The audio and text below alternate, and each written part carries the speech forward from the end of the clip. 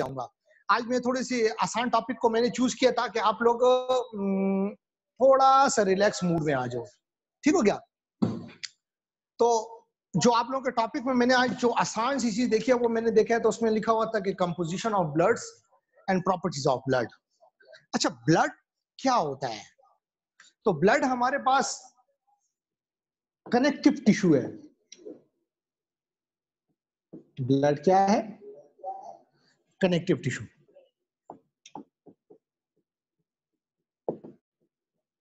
जो फ्लूइड की शक्ल में होता है।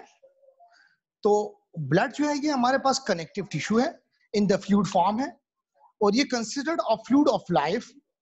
तो ये हमारे पर लाइफ है, कनेक्टिव टिश्यू की फॉर्म में होता है और फ्लूइड की फॉर्म में होता है, और ये हमारे लिए लाइफ है। तो जो ब्लड कोई भी पूछे तो ब्लड का आप लोगों को ये पता होना चाहिए कि ब्लड जो है ये हमारे पास कनेक्टिव टिश्यू है। ठीक हो गया? और ये हमारे पास फ्लूइड फॉर्म में होता है। अब ब्लड का काम क्या है, फंक्शन क्या है? सबको पता है, हमने एफएसीज में पढ़ा है कि ब्लड हमारे पास ऑक्सीजन को लेके जाता है टिश्यूज की तरफ, वो कार्बन डाइऑक्साइड को टिश्यू से वापस लेके जाके लंग से निकाल देता है। ऑक्सीजन को लेके जाता है टिश्यूज की तरफ, टिश्यू से हमारे पास कार्बन डाइऑक्साइड को ले जाता है। ठीक हो गया? क्या किसी ने कोई सवाल किया मुझे? दोबारा टाइप करो, मुझे नजर नहीं आया।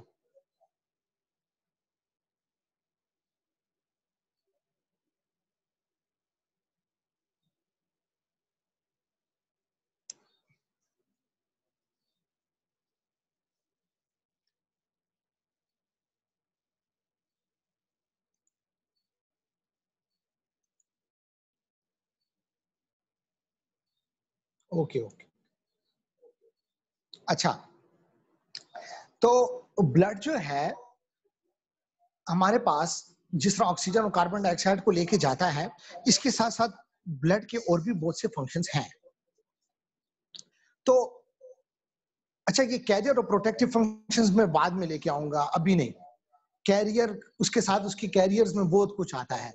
जैसे वो कार्बन डाइऑक्साइड को बाइकार्बोनेट की फॉर्म में लेके जाता है, वो एक अलग बहस है कैरियर की और प्रोटेक्टिव मैकेनिज्म्स की। तो कंपोजिशंस ऑफ ब्लड में अब हमने आगे चलना है प्रॉपर्टीज ऑफ ब्लड। कि प्रॉपर्टीज ऑफ ब्लड क्या है? अक्सर हमारे पास एमसीक्यूज इसी प्रॉपर्टीज पे बनते हैं कि ब्लड की प्रॉपर्टी क्या है, इसकी कंपोजिशन क्या है, उसके फंक्शंस क्या है। तो प्रॉपर्टीज अगर हम देख लें,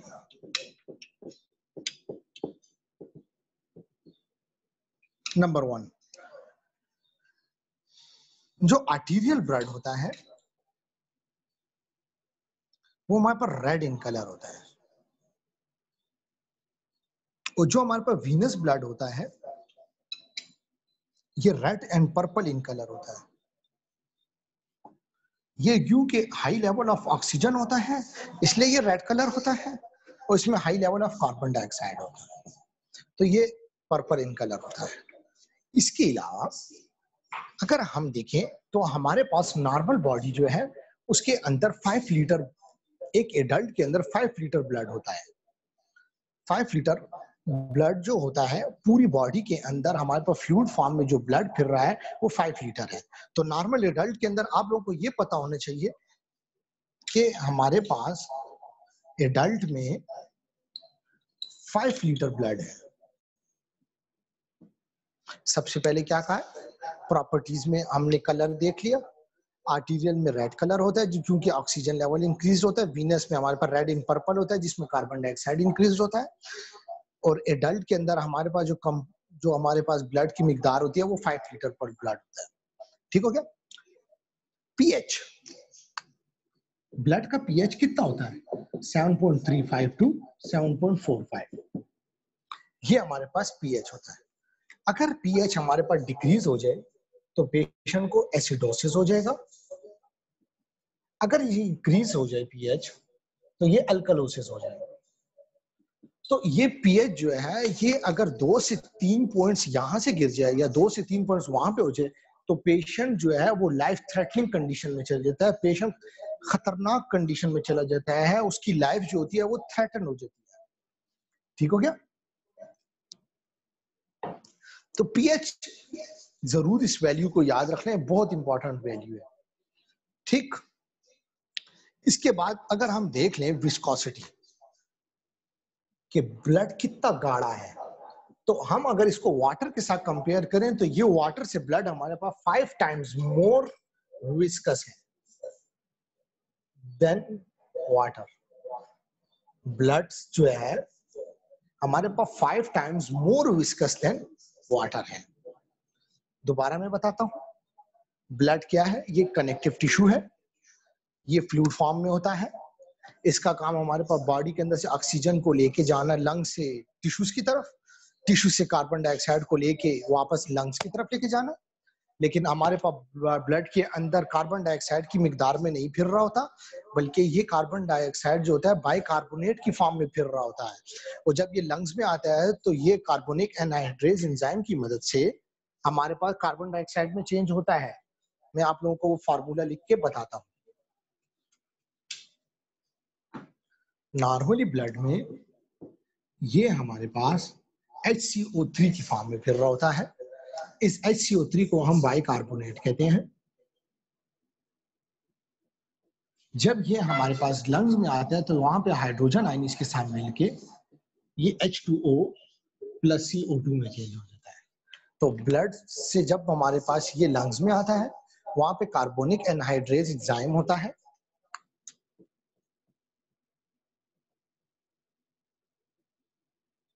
तो ये कार्बोनिक एनहाइड्रेज एंजाइम HCO3 और हाइड्रोजन आयन को मिला के हमारे पास H2O CO2 में तब्दील कर देता है। तो ये जब तब्दील हो जाता है तो ये कार्बन डाइऑक्साइड हमारे पास लंग से बाहर निकल जाती है। तो ये याद रखना कि बॉडी के अंदर कार्बन डाइऑक्साइड जो है, ये कार्बन डाइऑक्साइड नहीं फिरती बल्कि HCO3 फॉर्म में होता है, बाइकार्बोनेट फॉर्म में होता है। तो इसको जरूर याद रखना, ये बहुत इंपॉर्टेंट एक MCQs है। इसके बाद आगे चलते हैं कंपोजिशन ऑफ ब्लड के ऊपर। ये प्रॉपर्टीज थी।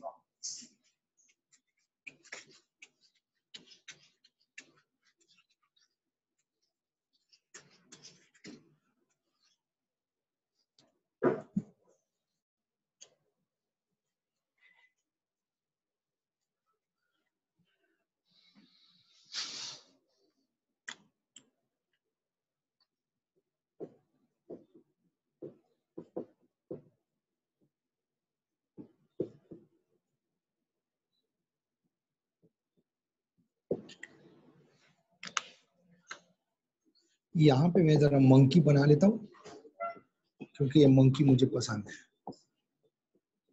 अच्छा, तो कंपोजिशन ऑफ ब्लड क्या है? ये RBC, WBC and platelets.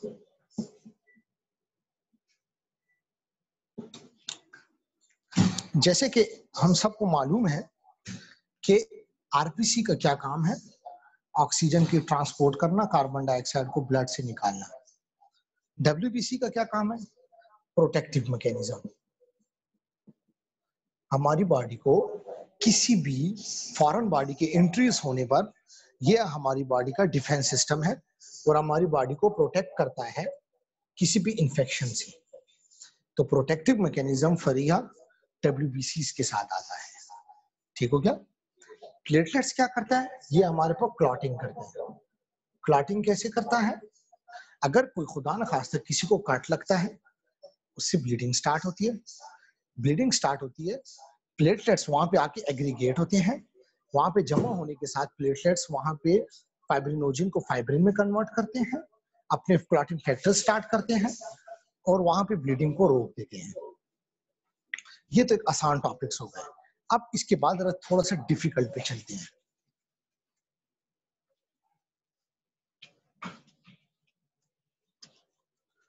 Haematocrit क्या चीज है? हर कोई सुनता है हिमेटोक्रिट। हिमेटोक्रिट अगर मैं इसको आसान करता हूँ।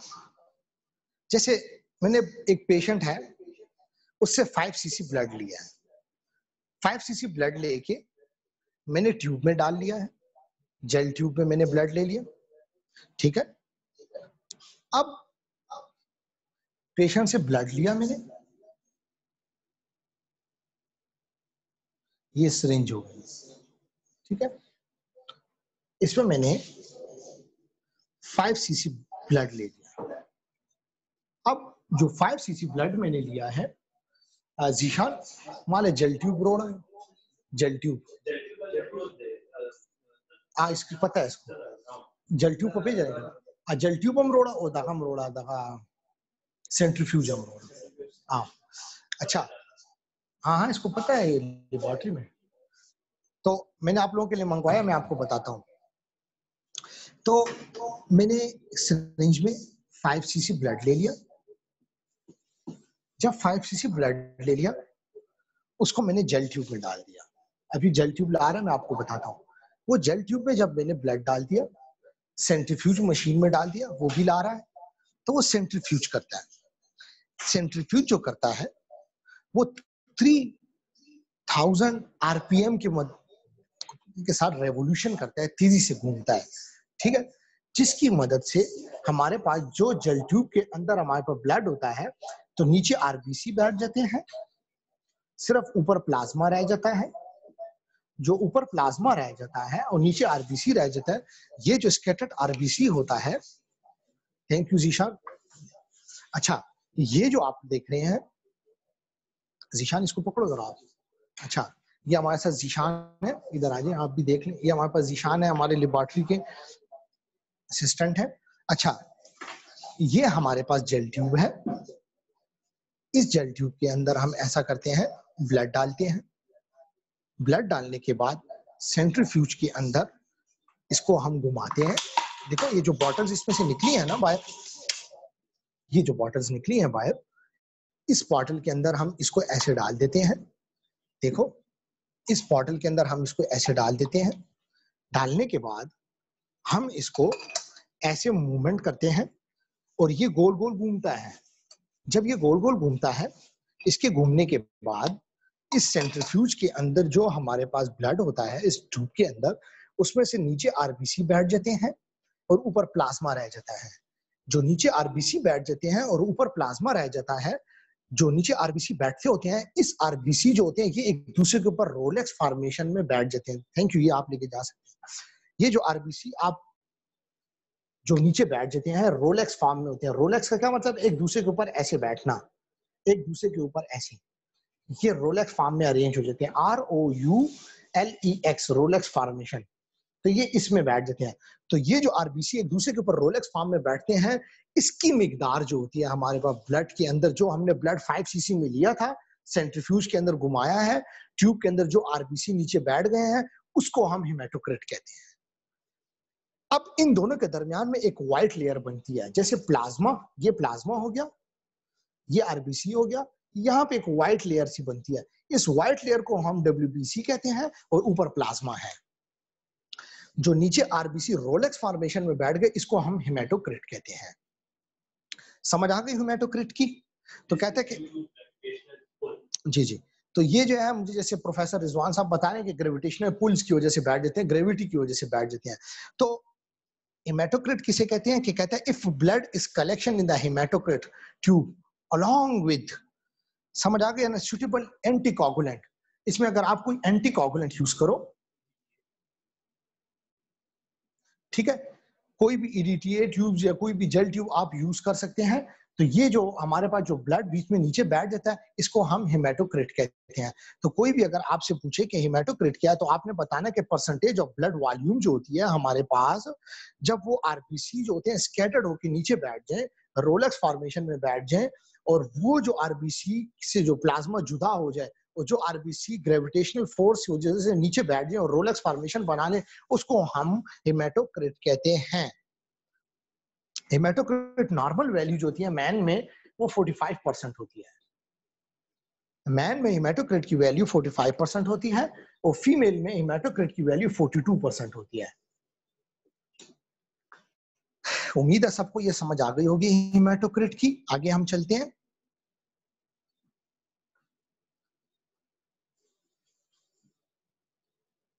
%45 हेमाटोक्रिट मेल में होता है और 42% फीमेल में होता है। ये हेमाटोक्रिट है सारा।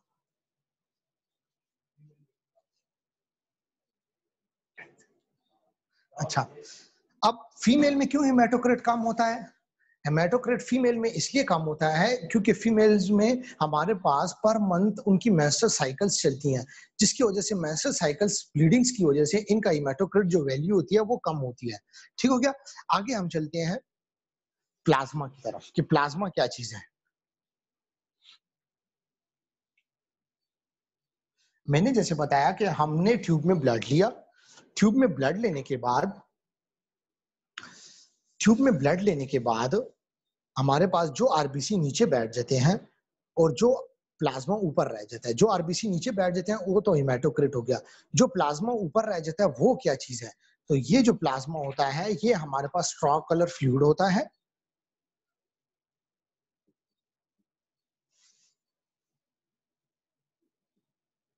ये हमारे पास स्ट्रॉ कलर फ्लूइड होता है और ये हमारे पास 91 to 92% कंपोज्ड ऑफ वाटर होता है। 91 to 92% इसमें वाटर होता है। प्लाज्मा जो होता है ये स्ट्रॉ कलर फ्लूइड होता है। 91 to 92% इसमें हमारे पास वाटर होता है कंपोजिशन से। और सॉलिड्स इसके अंदर क्या होता है? जैसे हमारे पास याद रखना कि प्लाज्मा के अंदर हमारे पास प्रोटीन्स मौजूद होते हैं हाई लेवल के। वो कौन कौन से प्रोटीन्स होते हैं? हमारे पास एल्ब्यूमिन, ग्लोबुलिन्स प्रोटीन्स मौजूद होते हैं।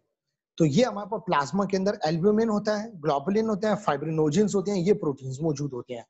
और हमारे पास वाटर की मिकदार कितनी होती है प्लाज्मा के अंदर? 91 to 92%। और जो सॉलिड सिर्फ प्रोटीन्स की मिकदार कितनी होती है? 7 to 8%। याद रखना इसको। हमारे पास इसके अंदर 7 to 8% सॉलिड्स होते हैं, जिसमें प्रोटीन्स हो गए, जिसमें कौन कौन से प्रोटीन्स आते हैं? Albumin, globulins, fibrinogens. और वाटर की मिकदार कितनी होती है? 91 to 92%। इसके अलावा सीरम किसे कहते हैं? सीरम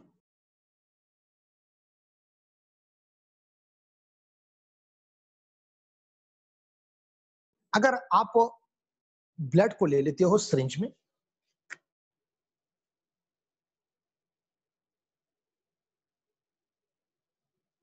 आपने ब्लड को ले लिया सिरिंज में, जैसे 5 सीसी ब्लड ले लिया, थोड़ी देर उसको रख दिया, थोड़ी देर रखने के बाद यहाँ पे ब्लड क्लॉट हो जाता है।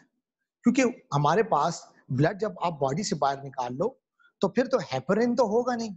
जब हेपरिन होगा नहीं तो यहाँ पे ब्लड बाहर क्लॉट हो जाएगा।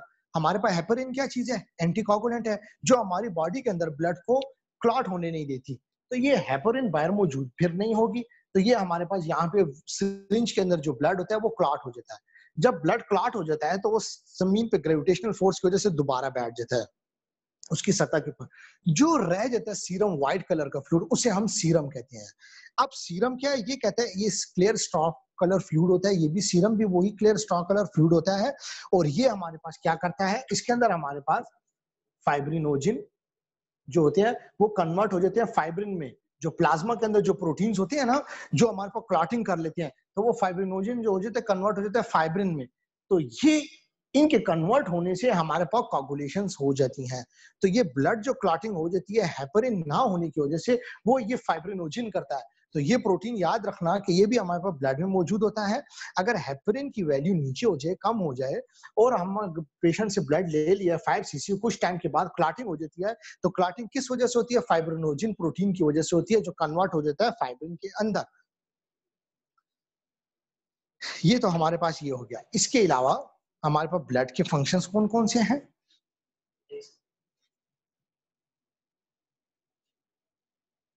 मैं इधर एक चीज ऐड करना चाहता हूँ। सर रिजवान कुछ ऐड करना चाहते हैं? मैं आपको थोड़ा सा ऐड करना चाहता हूँ। ये जो सर ने भी आपको सीरम और प्लाज्मा के दरमियान जो डिफरेंस बताया, इसमें मैं आप लोगों को एक चीज ऐड करता हूँ। ये जो हेपरिन का इन्होंने नाम लिया, कोई बंदा ये बता सकता है कि हेपरिन कहाँ से आता है? आप लोग मालूम है कि ये आप लोगों ने देखो ब्लड सकर्स होते हैं, ब्लड सकर्स जो कि तालाबों वगैरह में पाए जाते हैं।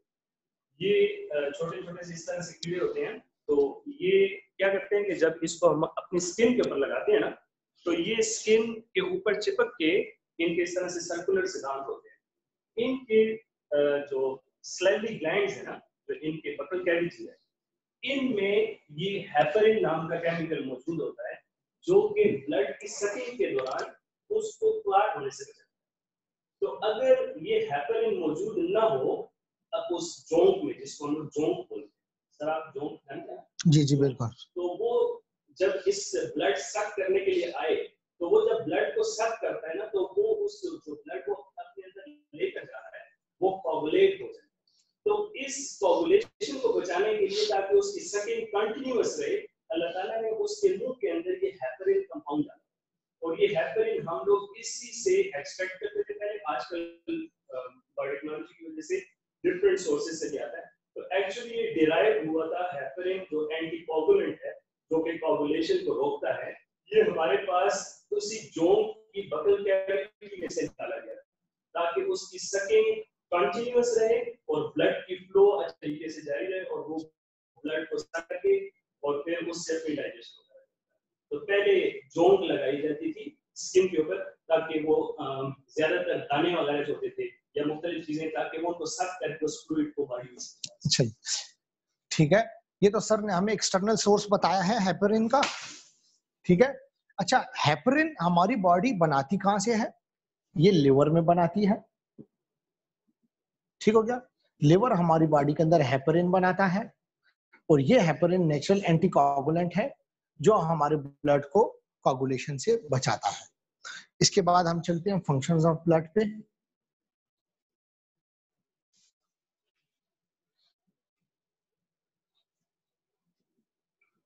मैंने अपना मंकी मिटा दिया। अच्छा सर, ये मंकी मुझे पसंद है, इसलिए मैं इसको बनाता होता हूँ। जी जी, मंकी सर एक बहुत इनोसेंट है ना, इसलिए किसी को कुछ कहता नहीं है ना सर। नहीं सर। अच्छा, फंक्शन ऑफ ब्लड क्या है? सबसे पहला फंक्शन न्यूट्रिटिव फंक्शन।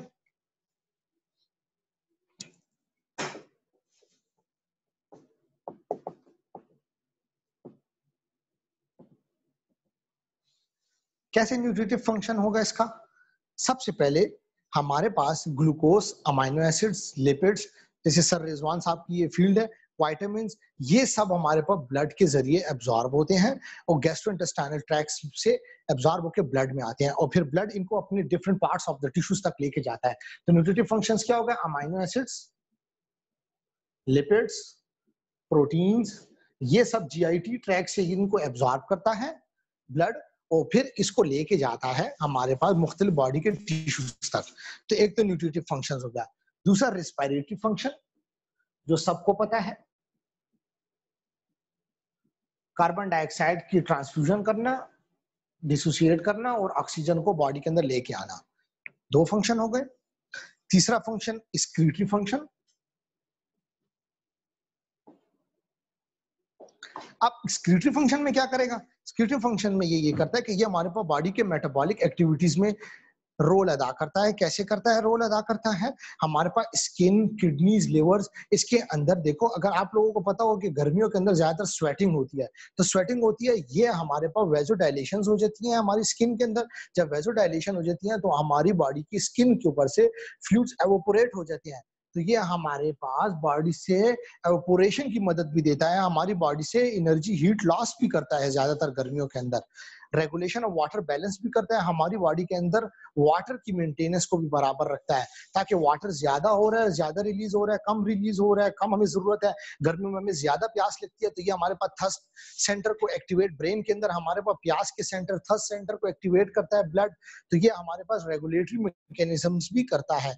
इसके अलावा हमारे पास एसिड बेस बैलेंस भी करता है। जैसे मैंने बताया कि हमारे पास नॉर्मल पीएच 7.35 से 7.45 होनी चाहिए। अगर ये हमारे पास थोड़ी सी भी इनमें में वेरिएशंस आ जाएं तो बंदा या तो एसिडोसिस में चला जाता है या अल्कलोसिस में चला जाता है। इन दोनों कंडीशंस में जाने के बाद बंदे की कंडीशन जो है वो लाइफ थ्रेटनिंग कंडीशन हो जाती है। इसके अलावा स्टोरेज फंक्शन करता है, हमारे पास ग्लूकोज, सोडियम, अमाइनो एसिड्स इनकी स्टोरेज भी करता है ब्लड हमारे पास। डिफेंसिव फंक्शंस में हमारे पास क्या करता है, लिम्फोसाइट्स, मोनोसाइट्स इनको एक्टिवेट करता है। कोई फॉरेन बॉडी बाहर से आती है, इसको इनगल्फ करके उसको खा जाता है। तो ये हमारे पास इसके 7 से 8 फंक्शंस हैं। पहला कौन से, न्यूट्रिटिव फंक्शंस हैं। इसके अलावा रिस्पायरेटरी फंक्शंस है, डिफेंस सिस्टम है, regulation of acid base balance है। इसके अलावा हमारे पास रेगुलेशन ऑफ बॉडी टेम्परेचर्स है। तो ये हमारे पास सारा फंक्शंस ऑफ ब्लड है। तो हमने सबसे पहले क्या पढ़ा था कि ब्लड क्या चीज है, एक कनेक्टिव टिश्यू है जो फ्लूइड फॉर्म में होता है। इसकी कंपोजिशन क्या है, आरबीसी, डब्ल्यूबीसी, प्लेटलेट्स, इनके फंक्शंस क्या है। इसके अलावा हमने हेमाटोक्रिट पढ़ा। इसके बाद हमने क्या पढ़ा, इसके बाद हमने प्लाज्मा पढ़ा। प्लाज्मा में क्या क्या होता है, 91 to 92% वाटर कंटेंट्स होते हैं, 7 to 8% सॉलिड्स होते हैं। सॉलिड्स में प्रोटीन्स होती हैं जिसमें एल्ब्यूमिन, ग्लोबुलिन्स, फाइब्रिनोजेंस होती हैं। इसके अलावा हमने फिर सीरम पढ़ा। सीरम क्या होता है, अगर हम एक ब्लड ले लेते हैं, वो क्लॉट हो जाए, क्लॉट होने के बाद अगर उसमें जो सीरम ऊपर आ जाता है उसे हम सीरम कहते हैं। ये भी स्ट्रॉ कलर सीरम होता है। ये किस वजह से क्लॉट होता है, फाइब्रिनोजन कन्वर्ट हो जाता है फाइब्रिन में। हेपरिन की मिकदार जो होती है इसमें कम होती है। जैसे सर ने हमें बताया कि हेपरिन कहाँ से आया, हेपरिन हमारे पास बनाता कौन है, लिवर हमारे पास मेन सोर्स है हेपरिन बनाने का। तो ब्लड जो है ये एक मेन हमारे पास कंपोजिशन है जो हमारी बॉडी के अंदर फ्लूइड फॉर्म में कनेक्टिव टिश्यू है जो हमारी बॉडी के अंदर मुख्तलिफ फंक्शंस करता है। उम्मीद है आप सबको ये समझ आ गई होगी। कल हम दोबारा अपना उसी तरफ न्यूरोसर्जरी की तरफ चले जाएंगे जिसमें हमने action potential and membrane potential पढ़ना है। तो कल के लिए जरूर तैयार रहना। आज इसके आसान टॉपिक को चूज किया कि हम 5-6 दिनों से बहुत मुश्किल टॉपिक्स पढ़ रहे थे, तो आज थोड़ा सा आसान टॉपिक को यूज किया कि आप लोग थोड़ा सा रिफ्रेश हो जाओ। तो कल दोबारा अपने मुश्किल टॉपिक के लिए तैयार रहना। ओके, थैंक यू जी। किसी का कोई सवाल है तो पूछ सकते हैं मुझसे। शाबाश।